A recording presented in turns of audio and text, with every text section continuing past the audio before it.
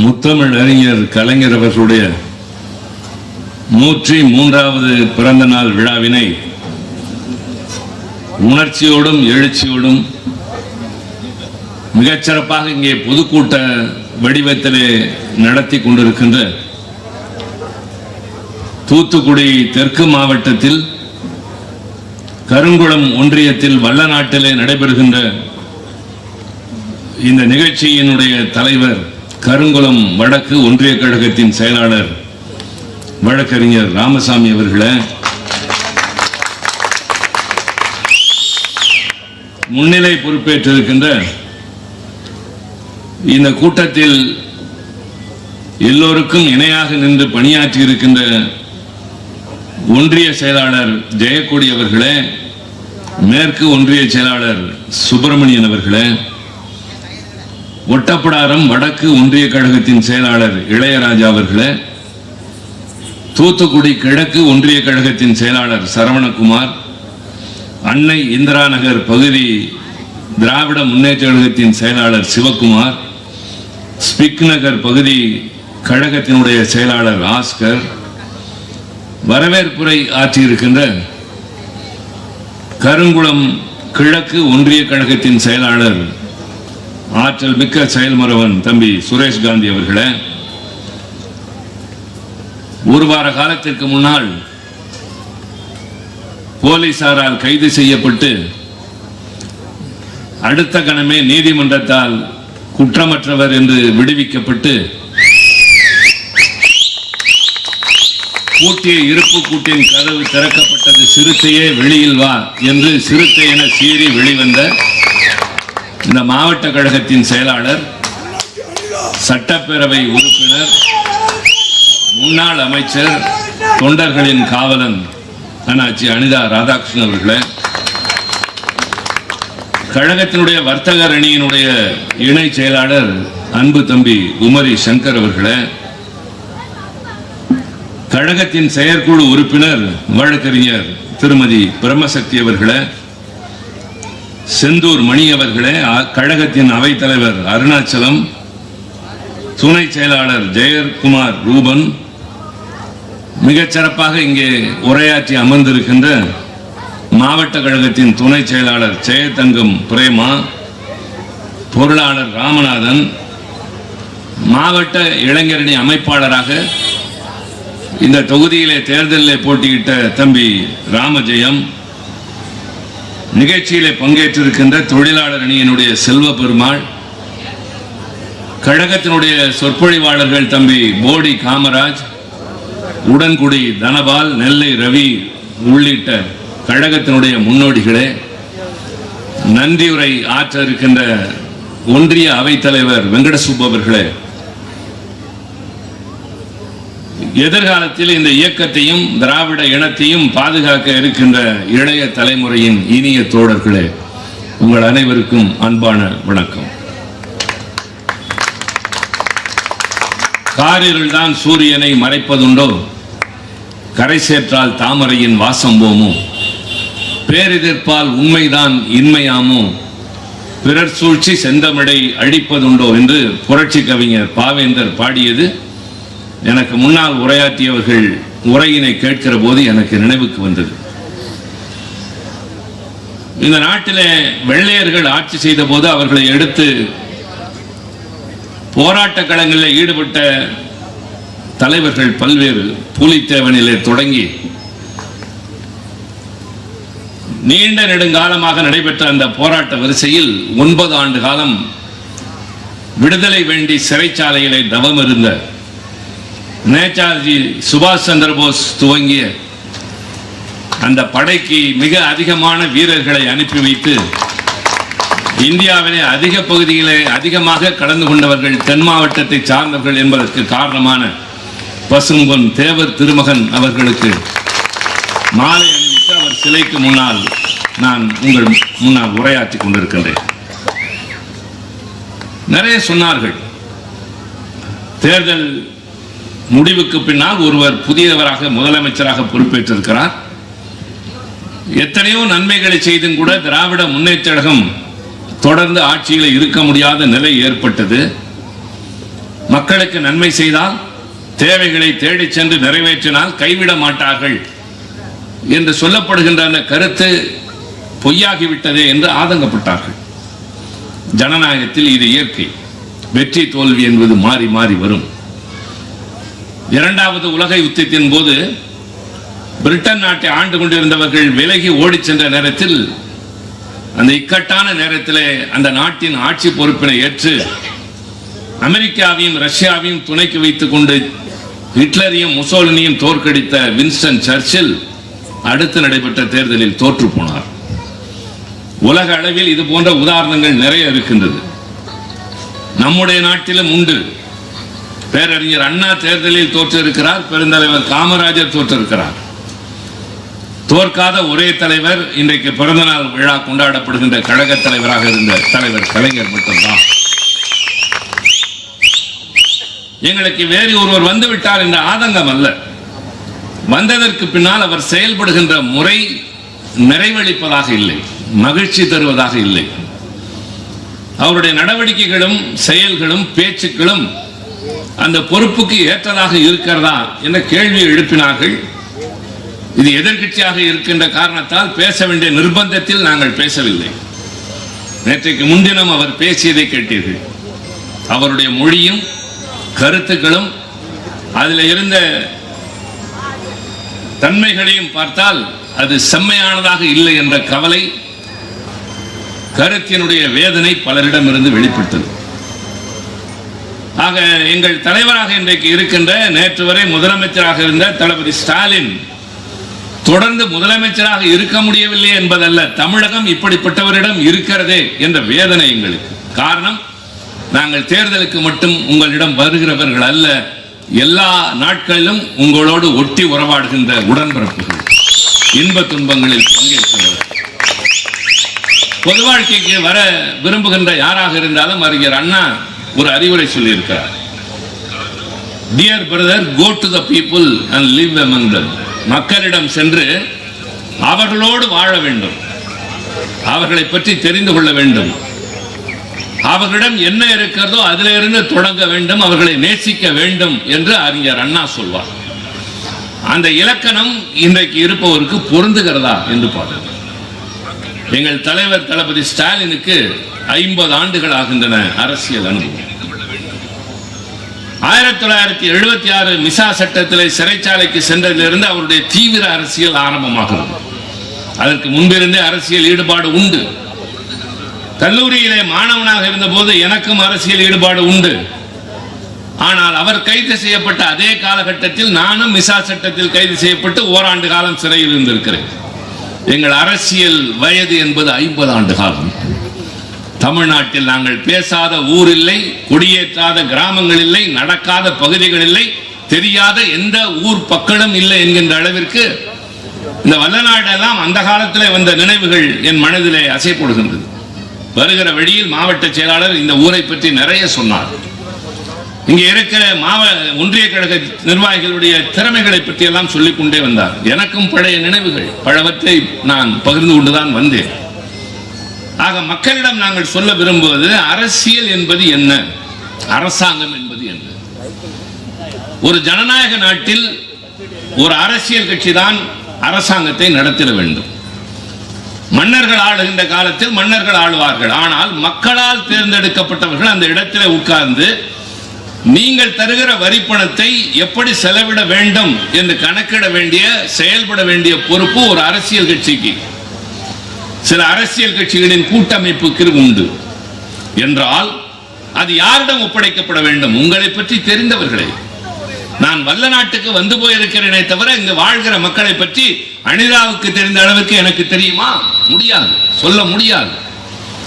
அவரை போல் உங்களோடு உறவாடுகின்றவர்கள், உதவ முன்வருகிறவர்கள், எளிமையாக இருக்கக்கூடிய வீரமிக்க ஒரு நிர்வாகி நாங்கள் இங்கே வைத்திருக்கிறோம் என்றால் அவர் அரசியல் அனுபவம் இந்த பகுதியில் இருக்க மக்களுக்கு துணையாக நிற்கின்றது. அந்த பக்கம் பேசிட்டு போச்சு.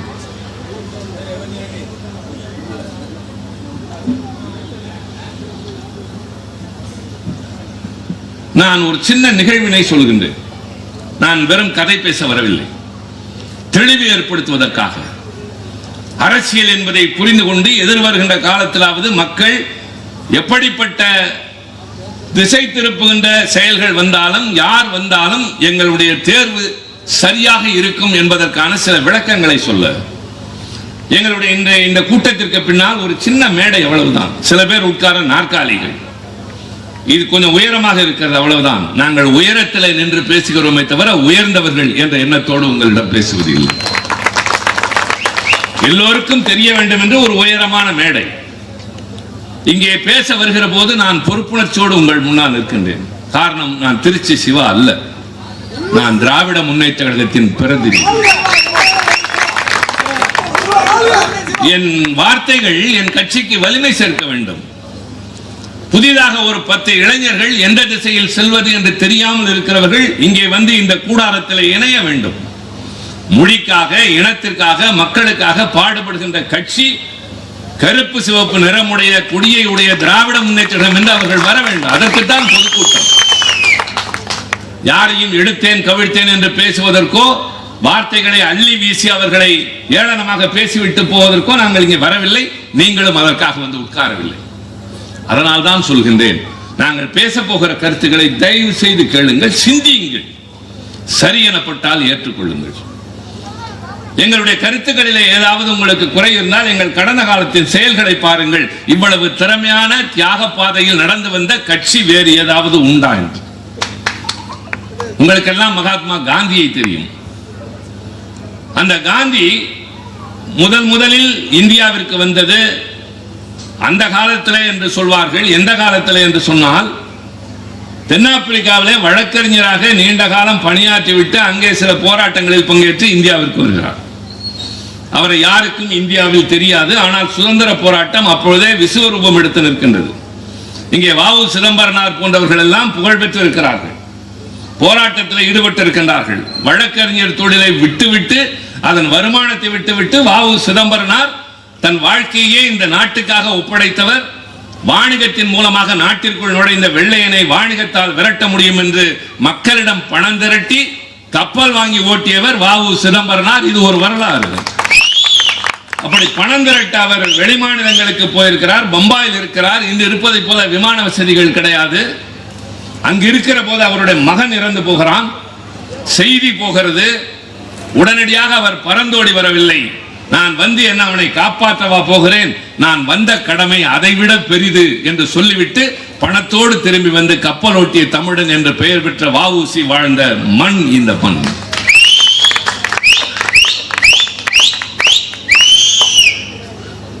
நான் இந்த நிகழ்வை எல்லாம் சொல்லுகிற போது, காந்தி இந்தியாவிற்கு வருகிறார். ஆனால் அவரை இந்தியாவில் பலருக்கு தெரியாது. நன்றாக தெரிந்து கொள்ளுங்கள். ஒரு காங்கிரஸ் மாநாடு நடைபெறுகிறது.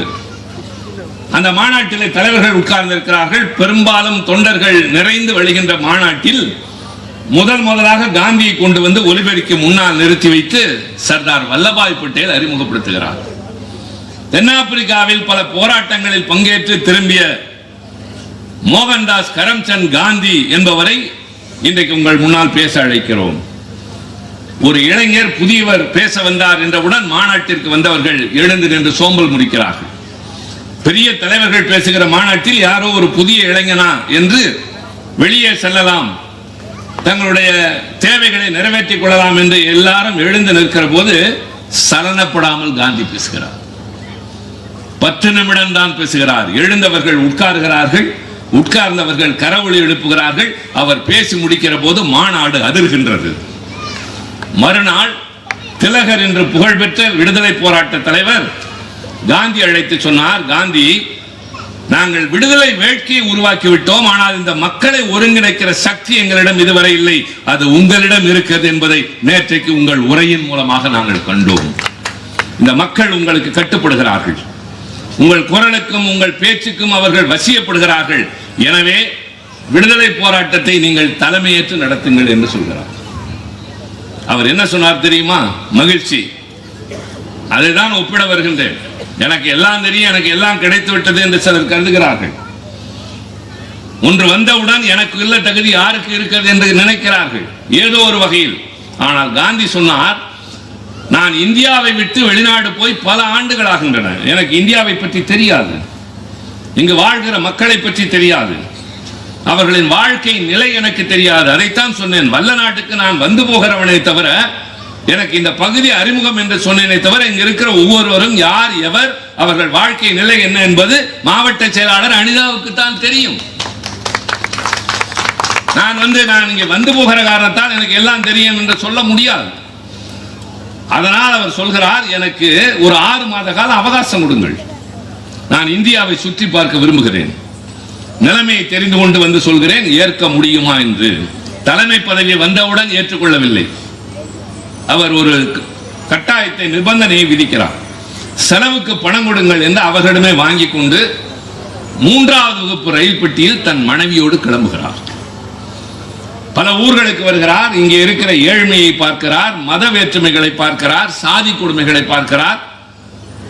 பணக்காரன் ஏழை என்ற பாகுபாடு இருப்பதை பார்த்து வருகிற வழியில் ரயில் மதுரையில் நிற்கின்றது, வைகை நதி கரையோரம். அந்த நாள் இன்று இருக்கிற வளர்ச்சி அடைந்த நிலை அல்ல.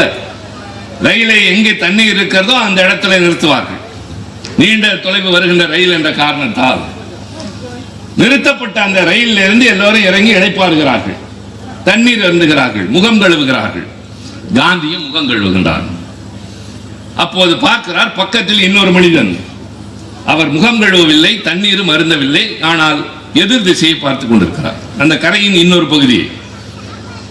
ஒருவர் ஒரு இடத்தை திரும்பி பார்த்தால் அந்த இடத்தில் ஏதோ நடக்கிறது என்று எல்லோரும் பார்க்கிறீர்கள் அல்லவா? சம்பந்தம் இருக்கிறதோ இல்லையோ, என்னவோ நடக்கிறது என்று பார்க்கிறீர்கள் அல்லவா? அதை போல காந்தியும் திரும்பி பார்த்தார்.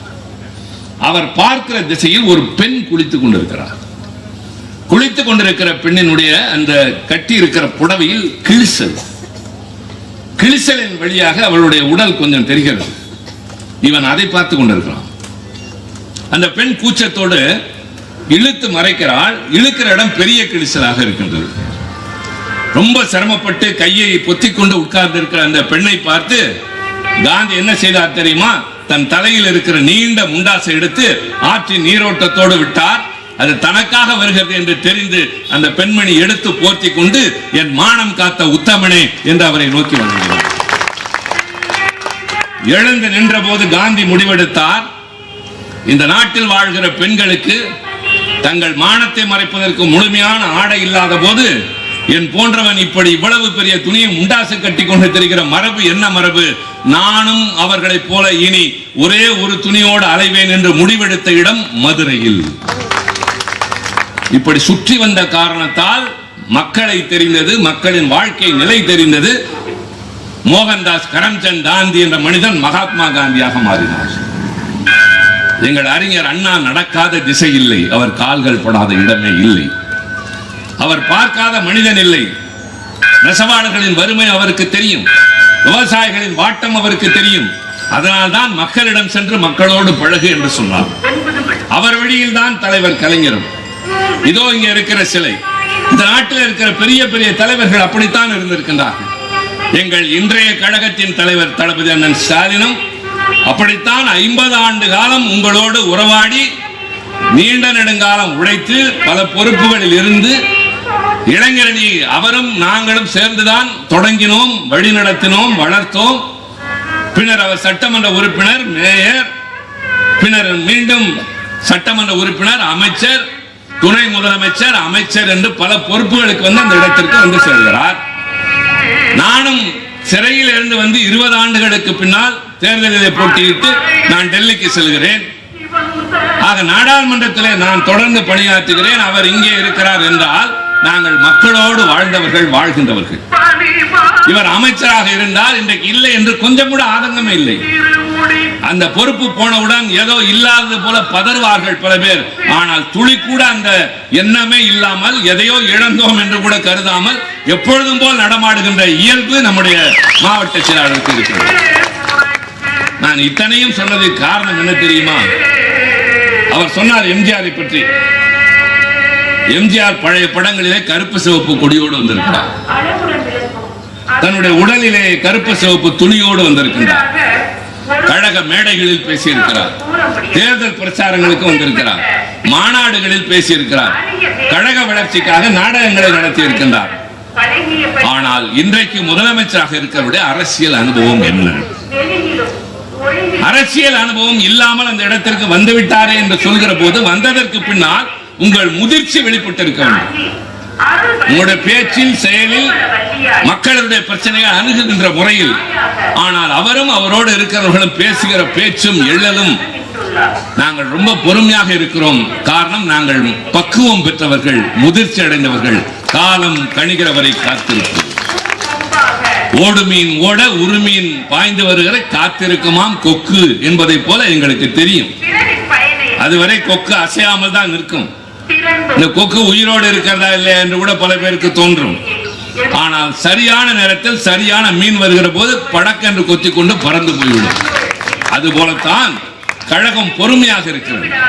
ஆனால் அதே நேரத்தில் கருத்துக்களையும் நாங்கள் சொல்கிறோம். ஒரு முதலமைச்சர் எப்படி இருக்க வேண்டும்? நம்முடைய மாவட்ட செயலாளர் கேட்டார், பேச்சாளர்கள் எல்லாம் கேட்டார்கள், நம்முடைய இளைஞரணி செயலாளர் போன்றவர்களாம் முன்னால் பேசியிருக்க கூடும். இவர் வந்து என்ன செய்தார் என்று கேட்டார். மக்களுக்காக ஏதாவது செய்தாரா என்று கேட்டார். அதற்குள்ளே என்ன முடியும் என்றதற்குத்தான் தம்பி காமராஜ் 30 நாட்களில் அவர் நாங்கள் செய்தது தெரியுமா? நான் 2-3 செய்திகளை சொல்கிறேன். கலைஞர் முதலமைச்சர் அப்போது பெரம்பலூர் மாவட்டத்தில் திடீரென்று எல்லோருக்கும் ஒரு நோய் வருகிறது. என்ன நோய் என்றால், காலில் ஆணி தெரியுமா? ஆணின்னு ஒரு வியாதி வரும். அது மாதிரி ஒரு வியாதி வருது. ஆனா ஆணி இல்லை, அது ஆறாமலே இருக்கு. ஆணி காஞ்சி போயிருக்கும், இது ஆறாமலே இருக்கிறது. கை சும்மா இருக்காதுல்ல, அப்படியே நெருடினால் உள்ளே இருந்து வேர் மாதிரி ஒண்ணு வரும். அதை இழுத்தா அருந்துரும். அது அருந்து போகாம இருக்கிறதுக்கு ஒரு ஈர்க்குச்சியில வச்சு அப்படியே உருட்டினா உள்ளே இருந்து ஒரு புழு வரும்.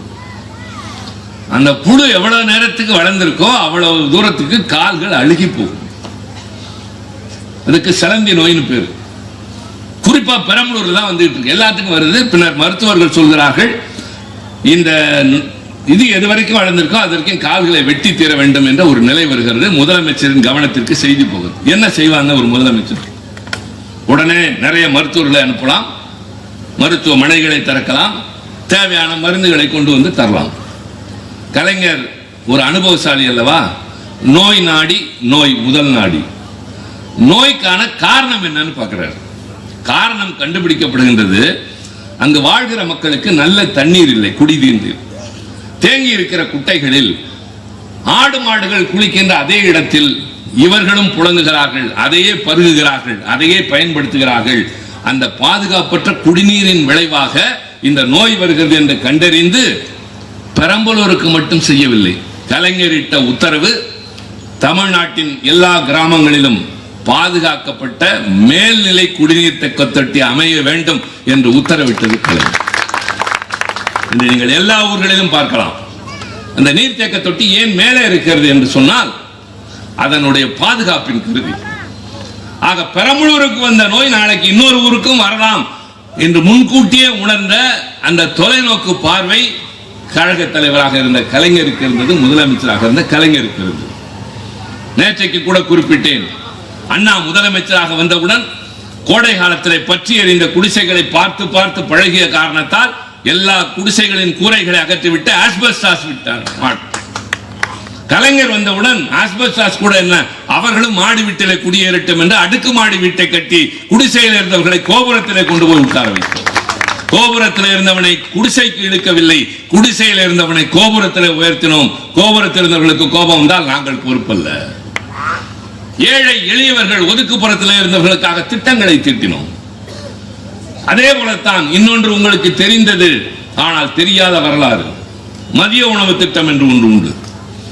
அதை யார் முதலில் கொண்டு வந்தார்கள் என்றால், முதலில் சர் பிட்டி தியாகராயர் சென்னை மாநகராட்சி மேயராக இருந்த போது சென்னை மாநகராட்சி பள்ளிகளில் ஏழை பிள்ளைகளுக்கு கொடுக்கப்பட்டது மதிய உணவு திட்டம். இந்த திராவிட இயக்கத்திற்கு ஒரு வரலாறு இருக்கு. இதெல்லாம் நாங்கள் இது போன்ற இடங்களில் தான் சொல்ல வேண்டும். நம்முடைய பிற்படுத்தப்பட்ட தாழ்த்தப்பட்ட இனத்தை சார்ந்த பிள்ளைகள், குடும்பத்தை சார்ந்தவர்கள் படிப்புக்கு வழி இல்லாமல், செலவு செய்ய மார்க்கம் இல்லாமல் தொடர்ந்து தங்கள் ஊரிலேயே கிடந்து உழன்று கூலி வேலை பார்ப்பதும் இன்னும் கீழ்த்தரமான வேலைகளை பார்ப்பதுமாகவே இருந்த நிலை மாறுவதற்காக இவர்கள் எல்லாம் உயர்த்தி கொண்டு போய் நல்ல கல்வி தர வேண்டும் என்று முதலாக சென்னையிலே திராவிட மாணவர் விடுதி என்று ஒன்றை ஏற்படுத்தி அதில் வந்து தங்கி படிக்கிறவர்களுக்கு இலவசம் என்று டாக்டர் நடேசனார் உருவாக்கியதுதான் திராவிட இயக்கம், எல்லோரும் போய் படிப்பது. பின்னாளில் மூக்கையா தேவர் அவர்கள் அண்ணாவிடம் சொல்லி கலைஞரிடம் சொல்லி 2-3 கல்லூரிகளை கொண்டு வந்தார். உதாரணத்துக்கு சொல்கிறேன். அடுத்து என்ன செய்வார் தெரியுமா? அந்த கல்லூரி வந்ததற்கு பின்னால் கிளம்பி தமிழ்நாடு முழுவதும் போவார்.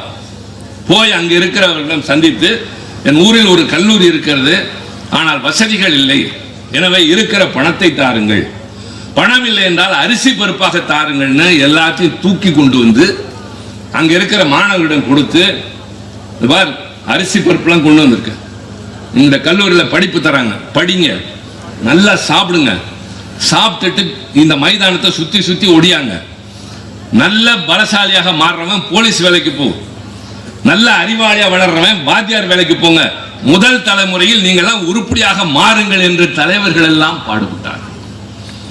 எங்களுடைய ஆட்சி காலத்திலே தான், அண்ணா காலத்தில், கலைஞர் காலத்திலே தான் கல்லூரிகள் நிறைய வந்தன. அது மாதிரி அப்போதே பள்ளிக்கூடத்திலே மதிய உணவை கொண்டு வந்தது பிடி தியாகராயர், நீதி கட்சி தலைவர்களில் ஒருவர். அதற்கு பின்னால் இந்த திட்டம் அப்படியே அந்த நிலையில் இருக்கிற போது ஒரு நாள் காமராஜர் முதலமைச்சர் காரில் போகிறார். போகிற வழியிலே ரயில் வருவதற்காக கதவை சாத்துகிறார். முதலமைச்சரின் கார்கள் பின்னால் கார்கள் நிற்கின்றது. அப்போதெல்லாம் நிறைய கார்கள் வந்தால் ஊரில் இருப்பவர்கள் ஓடி வந்து பார்ப்பார்கள். அது ஒரு காலம். கார்கள் என்பது அது அபூர்வமானவை, அதிசயமானவை. அந்த காலகட்டத்தில் இவர் கார் நின்றவுடன் அங்க இருக்கிற சில சின்ன சிறுவர்கள் ஓடி வந்து காரில் யார் இருக்கிறார்கள் என்று பார்க்கவில்லை, காரை சுற்றி சுற்றி வருகிறார், நிமிர்ந்தே பார்க்கவில்லை. இவர் அவர்களை அழைத்து கேட்கிறார், என்ன தம்பி பள்ளிக்கூடம் போலியா, இன்னைக்கு பள்ளிக்கூடம் லீவா? அதுக்கு அவங்க சொல்றாங்க, நிமிர்ந்து பார்க்காம, நாங்கெல்லாம் படிக்கிற பசங்க இல்ல, மாடு மேய்க்கிற பசங்க. அடுத்து பெருந்தலைவர் காமராஜர் கேட்கிறார், எப்ப படிக்கிற வயசுல பள்ளிக்கூடம் போலாமா, மாடு மேய்க்கலாமா, இது சரியான்னு கேட்கிறார்.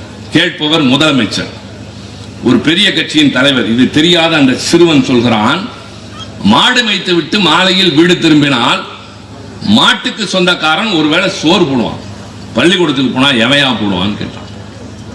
அவர் கோபிக்கவில்லை, யோசித்துக் கொண்டே போனார். என் மண்ணில் பிறந்த பிள்ளைகள் ஒருவேளை சோற்றுக்காக படிக்க போகாமல் மாடு மேய்க்கிறார்களே என்று சொல்லி எல்லா பள்ளிகளிலும் மதிய உணவு திட்டத்தை கொண்டு வந்தது பெருந்தலைவர் காமராஜர். பிடி தியாகராயர் சென்னை மாநகராட்சியில் இவர் மதிய உணவு திட்டத்தை கொண்டு வந்தார். எம்ஜிஆர் ஆட்சி காலத்தில் சத்துணவாக மாறியது. கலைஞர் அதை உண்மையான சத்துணவாக மாற்றினார். அது எப்படி உண்மையான சத்துணவு? இதுல 2 செய்தி தெரிந்து கொள்ள வேண்டும். ஒன்று, சத்துணவு உண்மையான சத்துணவாக மாறுகிறது.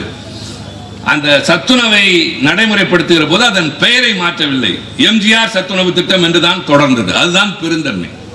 இப்ப பாருங்க, விடியல் பயணங்கிற பெயர் மாத்திட்டாங்க. எதை வேணாலும் மாத்துங்க, மக்கள் மனதில் இருக்கிற எங்கள் பெயரை யாராலும் அகற்ற முடியாது. இந்த கல்வெட்டுல பெயர் போடுறது, செவுத்துல எழுதுறது, இதுல எங்களுக்கு நம்பிக்கையே கிடையாது. அது இடிக்கப்படும், இது கிழிக்கப்படும், இது அழிக்கப்படும். ஆனால் மக்கள் இதயத்தில் பொறிக்கப்படுகின்ற பெயர்கள் தான் நிரந்தரமாக. அண்ணா மறைந்த 57 ஆண்டுகள், பெரியார் மறைந்த 53 ஆண்டுகள், கலைஞர் பிறந்த 103 ஆண்டுகள். இந்த தலைவர்கள் இந்த மண்ணில் இல்லை, ஆனால் அவர்கள் நடமாடுகிறார்கள் தத்துவத்தின் வடிவத்திலும் செயல்களின் வடிவத்திலும். எப்படி அவர் அதை உண்மையான சத்துணவாக மாற்றினார் என்றால், அவர்களுக்கு தினந்தோறும் தருகின்ற மதிய உணவில் அது அதிகாரிகளை அழைத்து சொன்னார், 2 முட்டை கொடுங்கன்னு சொன்னார். கொடுத்து விட்டு சில நாட்கள் கழித்து அதிகாரிகளை அழைத்து கேட்டார், பிள்ளைகள்லாம் சரியா பள்ளிக்கூடத்துக்கு வராங்களா? அந்த 2 நாள் மட்டும்தான் வராங்க.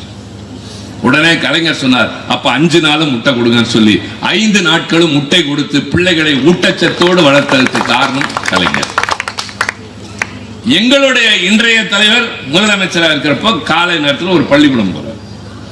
இப்ப சொன்னாங்க யாரோ மந்திரி, நான் அதெல்லாம் பேசுறது இல்லை தம்பி, நான் அடுத்தவங்களை பேசுறதும் இல்லை, என்னுடைய நேரத்தை வீணாக்குறதும் இல்லை. எங்கள் சிறப்புகளை, எங்கள் தலைவர்களின் பெருமைகளை, எங்கள் கொள்கையின் வலிமையை நான் ஊருக்கு சொன்னாலே போதும், தானாகவே மக்கள் எல்லாம் தெரிந்து கொள்வார். முதலமைச்சராக மு.க. ஸ்டாலின் அவர்கள் ஒரு பள்ளிக்கூடத்துக்கு போறார். அது ஆரம்ப பள்ளி. பிள்ளைகள் எல்லாம் முதலமைச்சர் வந்திருக்காங்க, ஒரு சிறப்பு விருந்தினர் என்றால் பார்ப்பார்கள், கை தட்டுவார்கள், பழக்கப்படுத்தி வைத்தது. இதுங்கெல்லாம் தோண்டு போய் உட்கார்ந்து. இவர் போன நேரம் 12 மணி. ஆசிரியரிடம் கேட்கிறார், ஏன் இந்த பிள்ளைங்க இப்படி இருக்கு, ஏதாவது உடம்பு சரியில்லை?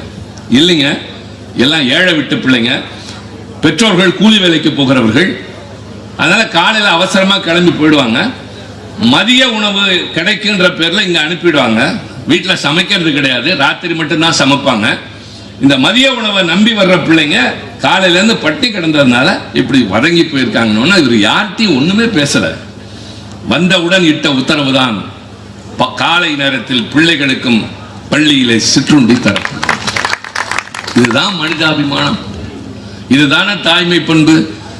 ஆனால் தானே தாயும் ஆணவன் என்று சொன்னோம். யார தாயும் ஆணவன்பாக? இறைவனை சொல்லுவாங்க. ஏன் தாயும் ஆணவன் ஆண்டவனே சொல்றாங்க? உலகத்துல தாய்க்கு நிகரான உறவு எதுவுமே கிடையாது. எத்தனை உறவு இருக்கலாம், தாய்க்கு பின் தாரம் அப்படிதான் சொல்லுவாங்க. ஏன்னா தாயோட இடத்திற்கு வரவள் தாரம். ஒரு தாயை போல தேவைகளை அறிந்தவர்கள் யாரும் இல்லை. அவள் பெற்ற பிள்ளைக்கு தேவைகள் அதிகமாகி தாய்க்கு வயது தளர்கிற போது அந்த இடத்திற்கு வந்து சேர்கிறவள் மனைவி என்ற காரணத்தால் தான் தாய்க்கு பின் தாரம் என்றார்.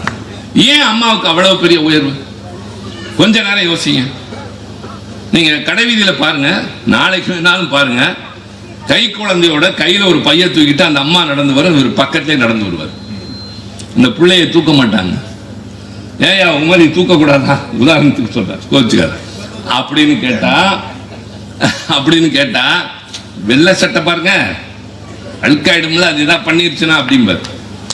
ஆனா அந்த தாய் என்ன பண்ணுவாரு, என்ன செஞ்சாலும் பரவாயில்ல அப்ப தூக்கிட்டு வர்றது இல்ல, அது பிறப்பதற்கு முன்னாலேயே வயிற்றுல சுமந்துக்கிட்டு அந்த உருவம் தோற்றம் மாறிடும், வயிறு பெருசா இருக்கும், நடக்கிற போது அதிர்ந்தால் பிள்ளைக்கு அதிர்மேன்னு காலை மெதுவா வச்சு நடந்து அதுக்கு உடல் கொடுத்து உயிர் கொடுத்து அந்த உடலுக்கான ஊட்டச்சத்து கொடுத்து அது பிறந்து இந்த உலகம் தருகிற உணவுப் பொருளை ஏற்கிறவரை தன் ரத்தத்தை பாலாக தருகிறவள் தான் தாய். அதனால்தான் பிள்ளைங்க இரவு நேரத்தில் கனவு கண்டு முழிச்சா கூட அம்மான்னு தான் கத்தும். சாலையில் போகிற போது ஒரு பெரிய கார் வந்தாலோ லாரி வந்தாலோ அம்மா முந்தானைக்கு பின்னாடி போய் ஒளிஞ்சுக்கும். என்ன முந்தானை என்ன போய் தடுத்துருமா? இல்லை, இந்த முந்தானைக்கு சொந்தக்காரி என்னை காப்பாற்றுவாள் என்ற நம்பிக்கை பிள்ளையின் மனது. அதனால்தான் தாயுடைய உறவு அவ்வளவு மேன்மையானது. அதனால்தான் இறைவனை சொல்வார்கள் தாயும் ஆணவன். அந்த தாய்மை உணர்வு அரசியல் தலைவர்களுக்கு இருக்கும். மக்களை தன்னுடைய பிள்ளைகளாக கருதணும். வயது என்ன அப்புறம். இந்த நாட்டில் பெண்களுக்கு என்ன தேவை, ஆண்களுக்கு என்ன தேவை, இதெல்லாம் தெரியணும். இளைஞர்களுக்கு என்ன தேவை, பிள்ளைகளுக்கு என்ன தேவைன்னு தெரிஞ்சவங்க தான் தலைவர்கள். நான் ஒரு சின்ன உதாரணம் சொல்றேன். நாடாளுமன்றத்தில் நாங்க இருக்கிறோம், நான் ரொம்ப நாளமா இருக்கிறேன். அப்படி நான் பல நேரங்களில் பேசியிருக்கேன். நீங்கள் யூடியூப்ல பார்த்திருக்கலாம், என் உரைகளை கேட்டிருக்கலாம், தொலைக்காட்சியில பார்த்திருக்கலாம். ஒரு தடவை 1 நிமிஷம் பேச சொல்லி சொன்னாங்க. 1 நிமிஷத்துல என்ன பேசுவீங்க? காமராஜ் எல்லாரோட பேரை சொல்றதுக்குமே 2.5 நிமிஷம் ஆச்சு. ஒரு நிமிடத்தில் என்ன பேச முடியும்? ஆனா பேசணும். இதுதான் பயிற்சி. நான் இங்க 1 மணி நேரமும் பேசுவேன், 1.5 மணி நேரமும் பேசுவேன், 1/2 மணி நேரமும் பேச முடியும். நேரம் கருதி 10 நிமிஷமும் பேசுவேன். தேர்தல் பிரச்சாரத்தில் தான் 10 நிமிஷம் 15 நிமிஷம் 5 நிமிஷம் பேசுற மாதிரி அங்க 1 நிமிஷம். அந்த 1 நிமிடம் எதற்காக? உலக மகளிர் தினம். மகளிரை பற்றி பேசணும். எல்லாரும் பேசுறாங்க. என்ன பேசுறாங்க? எங்களுக்கு இடஒதுக்கீடு வேணும், நாடாளுமன்ற சட்டமன்றத்தில் அது வேணும் இது வேணும் அப்படின்னு. என் முறை வந்தது. நான் திமுக சார்பா பேசுறேன். என்ன பேசுறேன் தெரியுமா? எனக்கு 1 நிமிடமே அதிகம் அப்படின்னு சொல்லிட்டு பேசுறேன். 1 minute is more for me அப்படின்னு. ஆச்சரியமா பார்த்தாங்க. எல்லாம் 1 நிமிஷம் பத்தாதுங்கிறாங்களே, இவர் என்ன இதுவே ஜாஸ்திங்க. ஒண்ணுமே சொல்லல. உண்மையில் இந்த அரசாங்கம் இந்த உலக மகளிர் தினத்தின் போது மகளிருக்கு ஏதாவது பரிசு தர விரும்பினால் அவர்கள் தவிர்க்க முடியாமல் பயன்படுத்துகிற சானிட்டரி நாப்கின்களுக்கு ஜிஎஸ்டி வரி விலக்கு தாருங்கள். வெங்கையா நாயுடு அவைத் தலைவர் சரியான கருத்து சிவானாரு. ஆளுகின்ற கட்சி அப்போதும் பிஜேபி தான், நான் திமுக தான். ஆனா அருண்ஜேட்லி கூப்பிட்டு சொன்னார், நல்ல யோசனை சொன்னீங்கன்னு சொல்லி இன்றைக்கு ஜிஎஸ்டி வரி விலக்கு செய்யப்பட்டு இந்தியா முழுவதும் பெண்கள் அதில் பயனடைகிறார்கள். என்கிட்ட கேட்டாங்க, நீங்க எப்படி இதை போய் பேசுனீங்க? பெண்களே பேச தயங்குவாங்களேன்னு. நான் சொன்னேன், பெண்களை துயரப்படுத்துகிறவன் ஆண் அல்ல, பெண்களின் துயரத்தை புரிந்தவன் தான். என் கூட பொம்பளை பிள்ளைங்க பிறந்திருக்கு, எனக்கு பொம்பளை பிள்ளைங்களும் இருக்கு. அவங்க கஷ்டம்லாம் எனக்கு தெரியும். அதை அவர்கள் பேச வேண்டும் என்ற அவசியம் இல்லை. அவர்களுக்கு பதிலாக நாங்கள் தான் பேசுவோம். அதுதான் திராவிட இயக்கம் அப்படின்னு சொன்னோம். எதற்காக இதை சொல்கிறேன் என்று சொன்னால், அரசியலில் வரக்கூடியவர்கள் வாய்ப்புகள் கிடைக்கிற நேரத்தில் எல்லாம் மக்களுக்கு என்ன தேவை என்பதை தெரிந்து அதை செய்திட வேண்டும். அண்ணா காலத்தில் செய்தார், கலைஞர் காலத்தில் ஏராளமாக செய்தார். நீங்க இப்போ இங்கிருந்த மதுரைக்கு 250 கிலோமீட்டர்னு தம்பி பேசுறார் தனபால். முன்ன மாதிரி சிரமமா இருக்கு சாலை, அப்படியே விமானம் பறக்கிற மாதிரி கார்கள் பறக்குது, பஸ் போகுது. ஏன்? 4 வழி சாலைகள், எல்லா இடத்திலும் மேம்பாலங்கள், ரயில் போகுதுன்னு எந்த இடத்திலும் கேட்டு கிடையாது. இதெல்லாம் எந்த காலத்தில் என்றால், தமிழ்நாட்டில் மேம்பாலங்கள் வந்தது கலைஞர் ஆட்சி காலத்தில் மட்டும்தான். 4 வழி சாலைகளானது நாங்கள் மத்திய அமைச்சரவையில் பங்கேற்ற போதுதான். ஆக யாருக்கு என்ன தேவை என்பதை பார்த்து பார்த்து பார்த்து கலைஞர் காலத்தில் ஏராளமாக செஞ்சு வேலை வாய்ப்பை கொடுத்து, விவசாயிகளை வாழ வச்சு, படிக்கிறவங்களுக்கு வேலை கொடுத்து, படிக்கிற நேரத்தில் அவங்களுக்கு என்னென்ன சலுகைகளோ அதை கொடுத்து, பஸ்ஸில் போகிற பிள்ளைங்களை, எப்பா உனக்கு பஸ்ஸுக்கு தர வசதி இல்லை, நீ படிப்பை நிறுத்து, என் கூட கூலி வேலைக்கு வா அப்படின்னு சொன்ன தாயிடம், அம்மா நீ பிள்ளைக்கு பஸ்ஸுக்கெல்லாம் தரவேனா, என் அரசாங்கம் தருன்னு சொல்லி அந்த பிள்ளைங்களுக்கு பஸ்ஸில் பாஸ் கொடுத்து போக வச்சது திமுக ஆட்சி. இதெல்லாம் இலவச பயணமே கிடையாது. விடியல் பயணமா இருக்கலாம், மாணவர்கள் போகிற பயணமா இருக்கலாம், அதெல்லாம் இலவசம் கிடையாது. முதல்ல அது தெரிஞ்சுக்கங்க.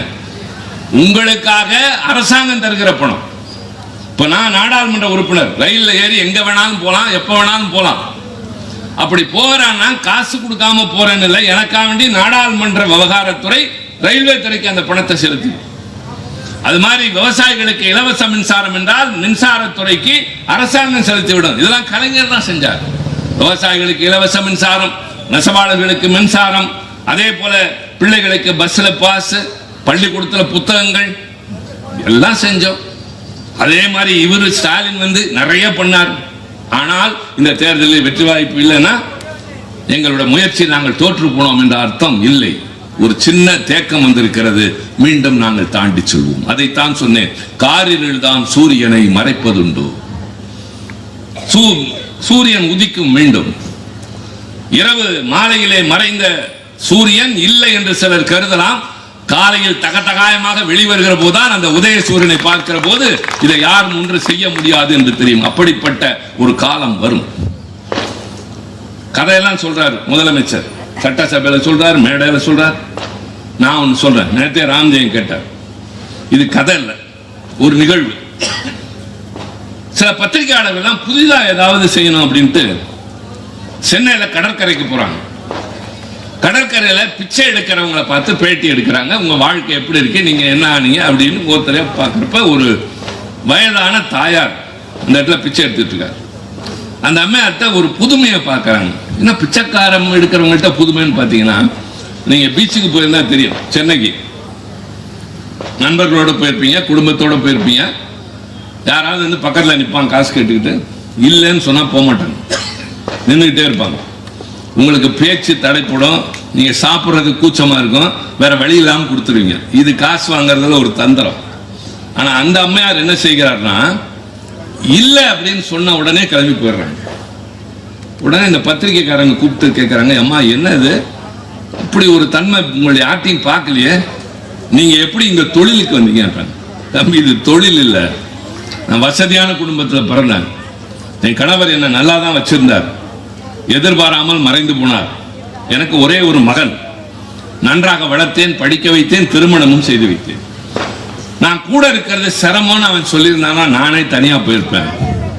ஒரு நாள் என்ன பார்த்து சென்னையில் ஒரு உறவினர் வீட்டு திருமணம், உன்னை கட்டாயம் அழைச்சிட்டு வர சொன்னாங்கன்னு சொன்னான். வந்தேன், ஒரு கல்யாணத்துக்கு போனோம்.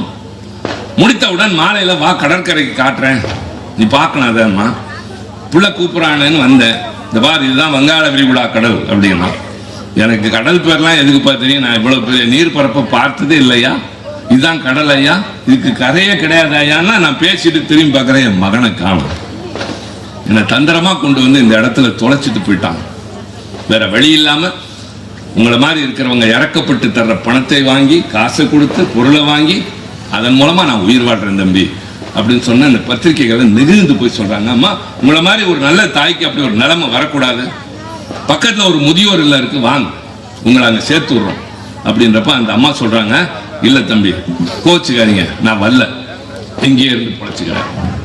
அப்ப அந்த நிருபர்கள் கொஞ்ச நேரம், அப்ப அந்த நிருபர்கள் என்ன சொல்றாங்க, என்னம்மா இவ்வளவு நேரம் என் வீடுல வசதி இருந்துச்சு, நான் கௌரவமான குடும்பம்லாம் பேசுறேன், இப்ப தொடர்ந்து பிச்சை எடுக்கிறேன்னு சொல்றிய, சுகம் கண்டாயா இதில் என்கிற போது, இல்ல தம்பி, என்னைக்காவது ஒரு நாள் என்னை இங்க தொலைச்சிட்டு போன மகன் மீண்டும் என்னை பார்க்க வேண்டும் என்று இந்த இடத்திற்கு வந்தால் ஏமாந்து போவானே, அதற்காக காத்திருக்கிறேன். ஒரு புள்ள தந்திரமா கொண்டு வந்து கடற்கரையில தொலைச்சிட்டான், பெத்து வளர்த்து படிக்க வச்சு எல்லாம் பண்ண தாய தொலைச்சிட்டு போனதற்கு பின்னாலும் அந்த தாய் மீண்டும் மகன் வருவான் என்று கடற்கரையில் காத்திருந்ததை போல ஏராளமான நன்மைகளை செய்தும் இந்த தமிழ்நாட்டு மக்கள் தேர்தலில் கைவிட்டாலும் கூட மீண்டும் நீங்கள் அந்த பிள்ளையை போல் வருவீர்கள் என்று தளபதி ஸ்டாலின் அண்ணா அறிவாலயத்தில் காத்திருக்கிறார். நாங்களும் காத்திருக்கிறோம். நம்பிக்கையின் காரணமாக, எதிர்காலத்தின் மீது உள்ள அக்கறையின் காரணமாக, தமிழ்நாட்டிலே வாழ்கிற உங்கள் வீட்டு பிள்ளைகளின் எதிர்காலத்தை பற்றி எங்களுக்கு தெரியும், அதை எப்படி வரையறுக்க வேண்டும் என்று புரிந்த காரணத்தினால் நாங்கள் காத்திருக்கிறோம். பொறுமையாக களமாடுவோம், வெற்றி பெறுவோம். எதிர்காலம் நமது, ஒளிமயமானது. நன்றி, வணக்கம்.